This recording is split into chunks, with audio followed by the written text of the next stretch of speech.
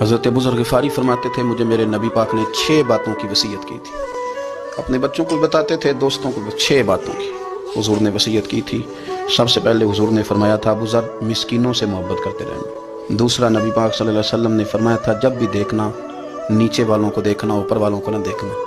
مالداروں جاگیرداروں پہ توجہ نہ کرنا، ذہن خراب ہوگا. نیچے دیکھنا، غریبوں کی طرف توجہ رکھنا. تیسرے نمبر پر نبی پاک صلی اللہ علیہ وسلم نے فرمایا تھا ہر حال میں حق بات کہنا اگرچہ وہ کڑوی ہو.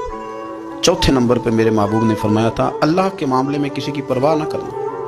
کوئی کیا کہتا ہے کہتا رہے، تم رب کے رستے پہ چلتے رہنا، ملامت کی پرواہ نہ کرنا. اور پانچویں نمبر پر میرے نبی پاک نے مجھ سے کہا تھا اگر رشتہ دار تجھ سے تعلق توڑیں بھی نہ تو جوڑ کے رکھنا، صلہ رحمی نہ چھوڑنا.